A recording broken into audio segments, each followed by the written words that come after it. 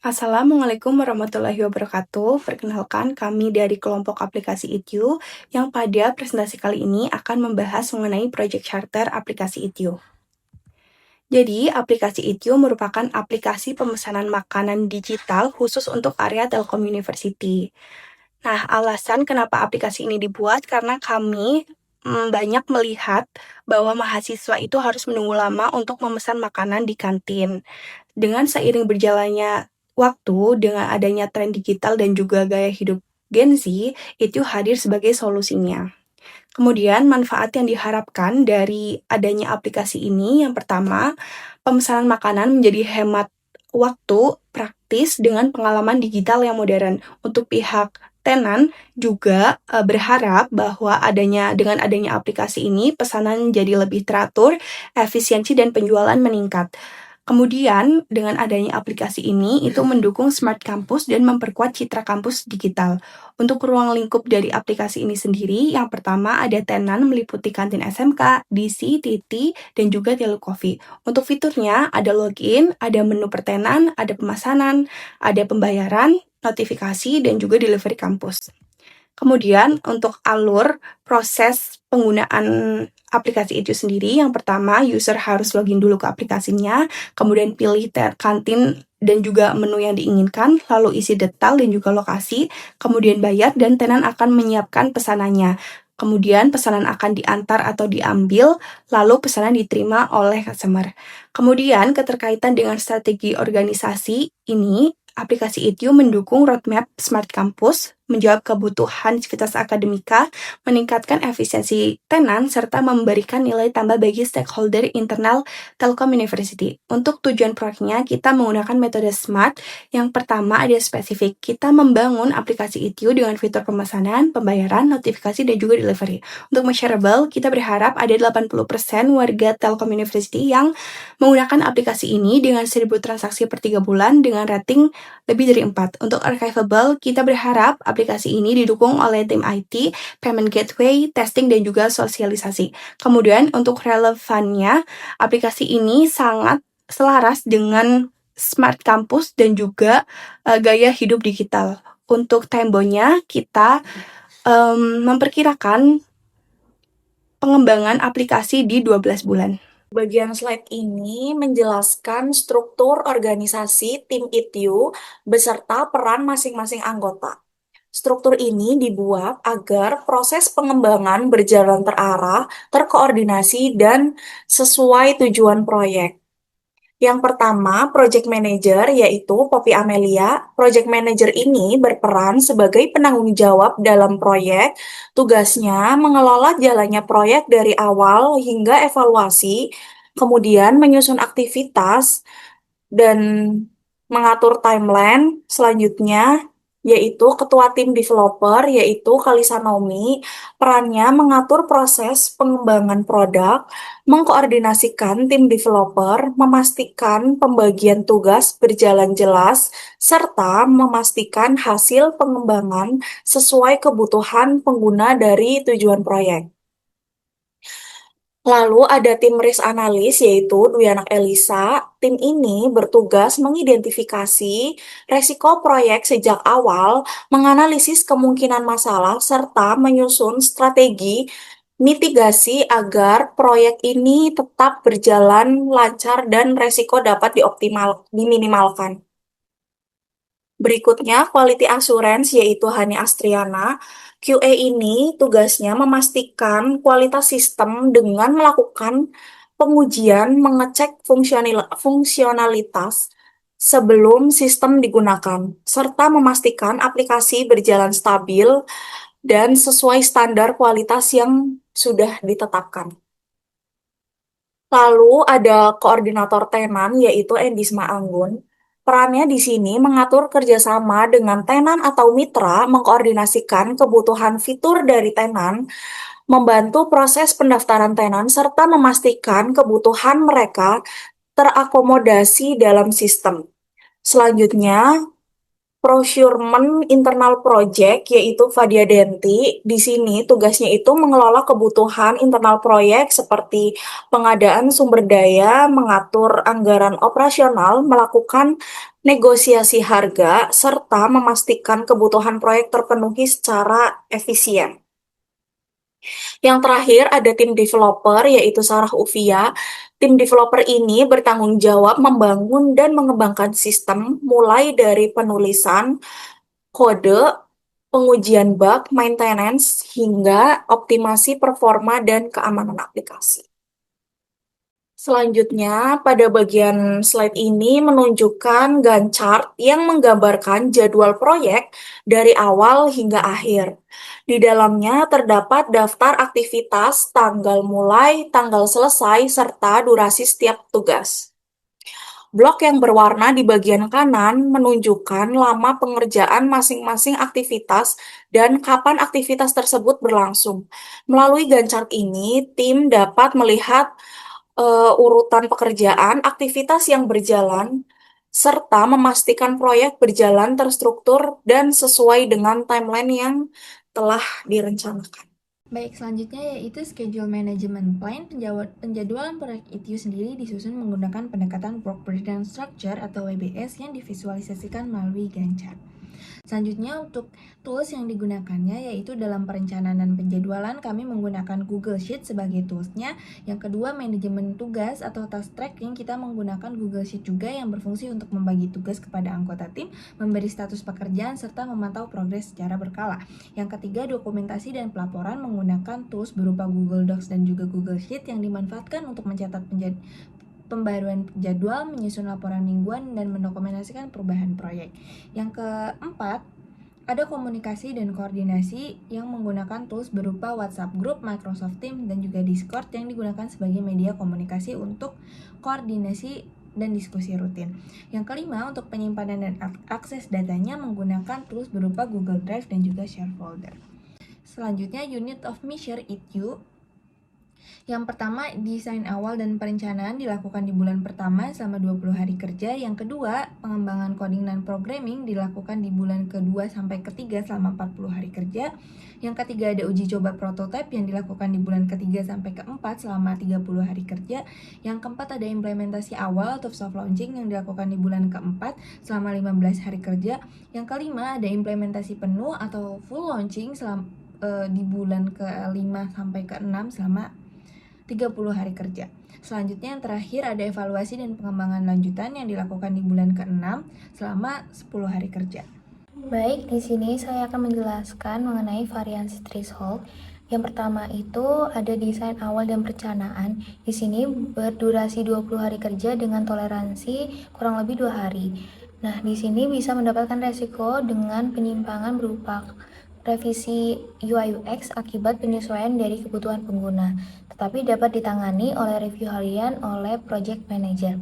Lalu kedua itu ada pengembangan coding atau programming dengan berdurasi 40 hari kerja dengan toleransi kurang lebih 5 hari. Di sini mendapatkan risiko berupa error sistem yang dapat ditangani melalui review dan evaluasi pengembangan secara mingguan. Yang ketiga itu ada uji coba prototipe dengan durasi 30 hari kerja dan toleransi kurang lebih 4 hari, dapat ditemukannya bug aplikasi dan ditangani dengan pengujian tambahan dan penjadwalan ulang testing untuk meminimalkan kesalahan. Yang keempat ada implementasi awal atau soft launching dengan durasi 15 hari kerja dan toleransinya 2 hari. Dengan di sini mendapat risiko gangguan seperti server down dan dapat ditangani dengan penundaan sementara dan perbaikan sistem sebelum dilanjutkan. Dan kelima itu ada implementasi penuh atau full launching dengan durasi 30 hari kerja dan toleransinya 3 hari. Di sini bisa mendapatkan resiko dari adanya penambahan fitur baru, tetapi dapat ditangani dengan pengujian tambahan dan koordinasi berskala dengan stakeholder.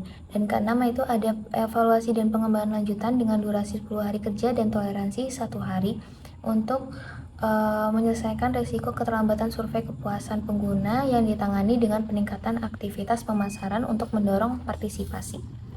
Yang kedua itu ada organizational procedure ITU, di mana slide ini menjelaskan untuk prosedur dan SOP dari project ITU sendiri.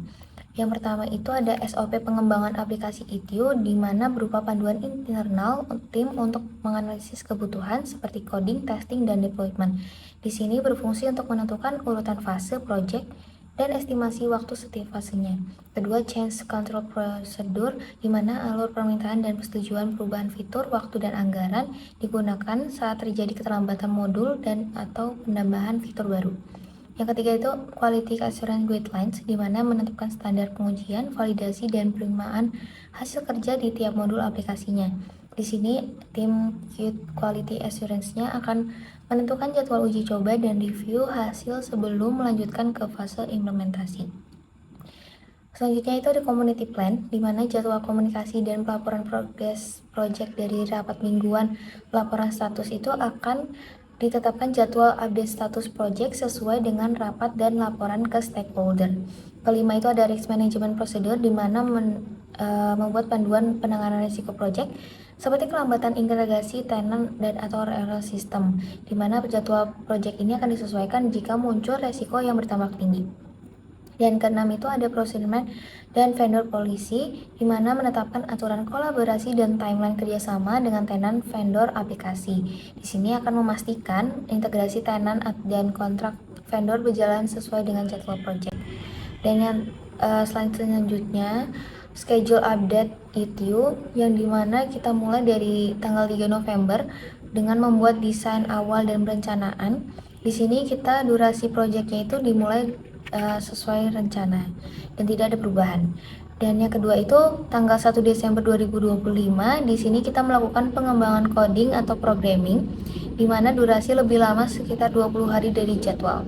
Dan untuk selanjutnya tanggal 26 Januari 2026, di sini kita melakukan uji coba prototipe dengan durasi lebih cepat dari jadwal, yaitu 10 hari. Selanjutnya itu di 9 Maret 2026 kita melakukan implementasi soft launching dengan durasi yang lebih cepat, yaitu sekitar 15 hari dari jadwal. Dan pada tanggal 30 Maret 2026 kita akan melakukan implementasi full launching dengan tidak ada perubahan signifikan. Dan pada tanggal 11 Mei 2026 kita melakukan evaluasi dan pengembangan lanjutan dengan durasi yang lebih cepat dari jadwal, yaitu sekitar 20 hari. Selanjutnya yaitu untuk stakeholder project itu, yang pertama ada stakeholder internal, itu terdiri dari project manager, kemudian ketua tim developer, quality assurance, kemudian desk analyst, koordinator tenan, dan tim procurement internal. Kemudian untuk dari stakeholder eksternal langsung itu ada dari pihak kampus, itu Telkom University, kemudian tenan kantin, Civitas Akademika, penyedia payment gateway, dan juga tim IT kampus. Selanjutnya itu juga ada stakeholder project itu yang bersifat eksternal tidak langsung, seperti vendor, kemudian pemerintah atau rektorat, investor atau sponsor, kemudian komunitas kampus dan organisasi mahasiswa seperti UKM, BEM, dan juga HIMA, kemudian pengguna potensial seperti tamu kampus, visitor, ataupun alumni. Selanjutnya, untuk Power Interest Grid itu merupakan suatu pemetaan stakeholder berdasarkan tingkat pengaruh dan kepentingan terhadap proyek.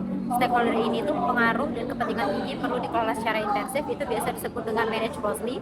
Sedangkan pihak berpengaruh tinggi namun berkepentingan lebih rendah perlu dipenuhi kebutuhannya atau disebut dengan meet their needs. Kemudian stakeholder dengan kepentingan tinggi tetap harus mendapatkan informasi secara berkala atau keep informed. Kemudian sementara stakeholder dengan pengaruh dan kepentingan rendah cukup diperhatikan atau keep into account, seperti yang bisa dilihat pada Power Interest Grid seperti gambar yang ada di sini. Selanjutnya untuk Ranking Matrix, di sini itu project manager khususnya itu berperan sebagai accountable pada perencanaan, monitoring, dan juga pelaporan project. Sedangkan ketua developer dan juga tim developer itu bertanggung jawab secara langsung ataupun disebut dengan responsible pada pengembangan aplikasi. Quality assurance dan juga risk analysis itu fokusnya pada pengujian serta mitigasi risiko. Sementara koordinator tenan dan juga procurement itu mendukung operasional dan juga pengadaan. Matriks ini itu bisa membantu untuk memperjelas peran setiap anggota tim, khususnya untuk stakeholder internal secara langsung. Selanjutnya, saya akan menjelaskan RAB dari biaya proyek itu. Itu ada aktivitas yang dilakukan secara 6 bulan. Yang pertama dari SDM, yang kedua infrastruktur dan tools, yang ketiga operasional proyek, yang keempat testing dan launching. Di sini kita membutuhkan biaya sebesar 15.450.000 dan kumulatif sebesar 64.400.000 serta biaya cadangan anggarannya sebesar 350.000. Anggaran proyek ITU ini disusun untuk mendukung pelaksanaan pengembangan aplikasi dengan cara efisien dan efektif. Alokasi terbesar ini difokuskan pada SDM proyek. Kenapa? Karena kualitas aplikasi sangat bergantung pada kompetensi tenaga kerja yang terlibat. Project Manager juga bertugas mengoordinasi dan mengawasi jalannya proyek. Sementara UI UX Designer, Front-end Developer, dan Back-end Developer berperan dalam merancang, membangun, dan mengintegrasikan sistem aplikasi. Lalu selanjutnya, infrastruktur dan tools dialokasikan untuk menunjang kebutuhan teknis pengembangan seperti layanan feed hosting dan VPS untuk menjalankan aplikasi dan biaya registrasi akun pengembangan di Google Play Store. Penggunaan Firebase versi gratis dilakukan sebagai langkah efisiensi biaya. Operasional proyek mencakup kebutuhan komunikasi dan koordinasi tim, termasuk biaya internet dan pertemuan selama masa pengembangan. Terakhir, anggaran testing dan launching dialokasikan untuk proses pengujian internal dan pemeliharaan awal aplikasi guna untuk memastikan sistem berjalan stabil. Selanjutnya ada flowchart dari aplikasi pengembangan itu sendiri. Di sini yang pertama itu ada desain awal dan perencanaan. Tahap awal ini merumuskan kebutuhan pengguna dan tujuan aplikasi. Kegiatan utamanya itu meliputi penentuan ruang lingkup, alur pengguna atau use flow, timeline, serta pembagian tugas tim sebagai dasar pengembangan. Yang kedua ada pengembangan aplikasi. Tim teknis melakukan coding berdasarkan rancangan yang telah disusun, meliputi pengembangan fitur, integritas database, dan API, serta uji internal untuk memastikan fungsi utama berjalan dengan baik. Yang ketiga itu ada uji coba prototype. Aplikasi ini diuji dari sisi fungsional dan pengalaman pengguna UX, bug, dan masukan pengguna dicatat sebagai bahan perbaikan sebelum implementasi awal. Selanjutnya ada implementasi awal atau soft launching. Aplikasi ini dirilis secara terbatas untuk menguji kestabilitas sistem dan kesiapan operasional melalui monitoring langsung. Selanjutnya ada implementasi penuh atau full launching. Aplikasi ini diluncurkan resmi dengan seluruh fitur aktif, melibatkan semua tenan, serta didukung kegiatan sosialisasi dan pemantauan performa. Dan yang terakhir ada pengembangan evaluasi keberlanjutan. Itu tahap perbaikan ini berkelanjutan melalui analisis data penggunaan dan feedback pengguna untuk pengembangan fitur baru atau pemeliharaan secara rutin. Baik, selanjutnya terdapat diagram fishbone yang digunakan untuk menganalisis penyebab utama permasalahan pada aplikasi Itelio. Yang pertama, ada efek yang dapat diidentifikasi melalui keluhan pengguna yang diakibatkan penurunan performa dari aplikasi dan pengalaman penggunaan aplikasi Itelio, seperti keterlambatan respon, error saat penggunaan, terutama pada jam-jam sibuk. Selanjutnya, untuk mengetahui akar masalah, kami menganalisis dengan melalui beberapa kategori penyebab utama. Yang pertama, ada kategori faktor man, di antara lain yaitu permasalahan muncul akibat kurangnya pelatihan bagi tenan dan pengguna, serta pengujian aplikasi yang waktunya terbatas, serta koordinasi yang kurang optimal antara tim. Selain itu, keterbatasan pemahaman teknis terkait integrasi payment gateway juga berpotensi menimbulkan kesalahan proses. Faktor yang kedua, faktor method, di antara lain yaitu pengujian aplikasi yang belum dilakukan secara menyeluruh, terutama pada kondisi beban yang tinggi. Selain itu, belum tersedianya SOP yang jelas untuk penanganan bug dan keluhan pengguna, serta dokumentasi teknis yang belum lengkap menyebabkan proses perbaikan menjadi lebih lambat. Faktor ketiga, faktor mission, di antara lain server mengalami beban berlebih pada jam sibuk, performa API dan database yang belum optimal, serta keterbatasan perangkat pengguna seperti HP dan koneksi internetnya yang tidak stabil turut dapat mempengaruhi pengalaman dari penggunanya. Faktor keempat yaitu faktor material. Biasanya itu dikarenakan struktur database yang belum optimal, dokumentasi teknis yang kurang lengkap, serta penggunaan komponen pihak ketiga yang tidak sepenuhnya kompatibel yang dapat menyebabkan konflik sistem dan penurunan efisiensinya. Selanjutnya, mengidentifikasi dan pengelolaan risiko pada proyek Itelio.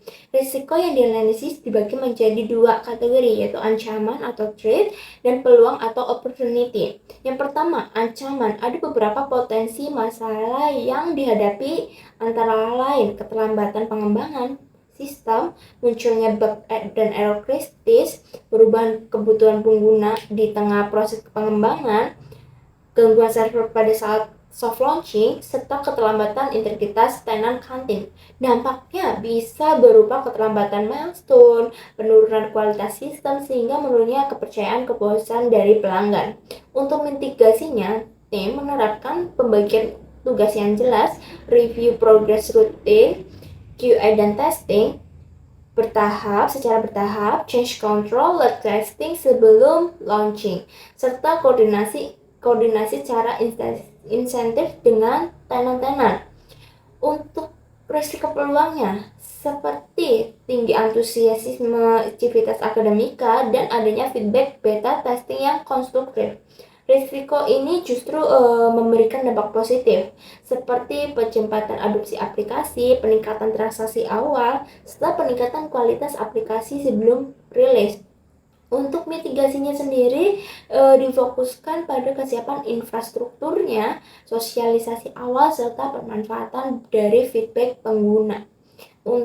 Maka secara keseluruhan, manajemen risiko ini membantu ya untuk tim Itelio untuk mengantisipasi potensi masalah sekaligus memaksimalkan peluang, sehingga proyek Itelio ini dapat berjalan lebih aman, terkontrol, dan berkelanjutan.